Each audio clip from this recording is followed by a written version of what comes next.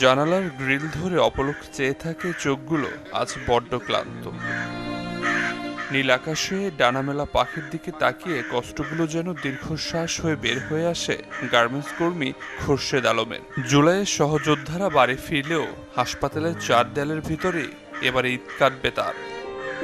গুলি খাওয়ার পরে এখন পর্যন্ত 19 মাস হাসপাতালে জীবনে কাটাইতেছি। আমার ফ্যামিলির মোর ঘুরে গেছে, আমার জীবনের মোর ঘুরে গেছে। সামনে একটা যেটা অ্যাম্বিশন ছিল সেটা পূর্ণ হয় নাই। শরীরের যন্ত্রণার চেয়েও যেন বড় হয়ে দাঁড়িয়েছে ঘরে ফেরার আকুতি।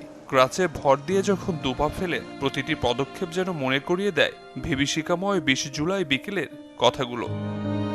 দেশটা আমরা সংস্কারের জন্য আর কি রাস্তায় নামছিলাম, স্বৈরাচার হটানোর জন্য নামছিলাম, যাতে দেশটা আরও সুন্দর হয়, হয় আমাদের জনগণ বান্ধব যাতে সরকার হয়। গুলিবিদ্ধ হবার পর থেকেই বন্ধ আয় উপার্জন। 5 মে সহ 7 জনের সংসারে চাকা এখন কোনো মতে ঘুরছে মুক্তিযুদ্ধ মন্ত্রণালয় থেকে মাসে পাওয়া 20,000 টাকায়। মানবতার জীবনে কাটানো হয়েছে এই মুহূর্তে আর কি। আমার যদি একটা পুনর্বাসন করায় দেয় সরকার, আমার যদি ভালো একটা চিকিৎসা দেয় যাতে আমি একটু স্বাভাবিকভাবে হাঁটতে পারি, তাহলে দেখা যাচ্ছে যে আমি আমার ফ্যামিলিকে নিয়ে বাঁচতে পারবো।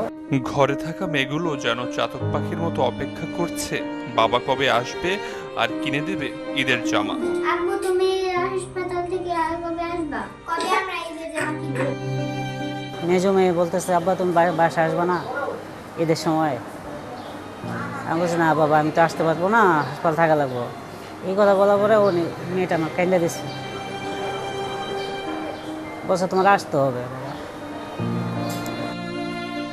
উত্তাল জুলাইয়ের সেই বিকেলে বিদ্ধ হওয়া গুলিটি যেন শুধু তার পায়ে লাগেনি, কেড়ে নিয়েছে একটি পরিবারের সবটুকু সুখকে। আবির হোসেন, চ্যানেল 24, ঢাকা।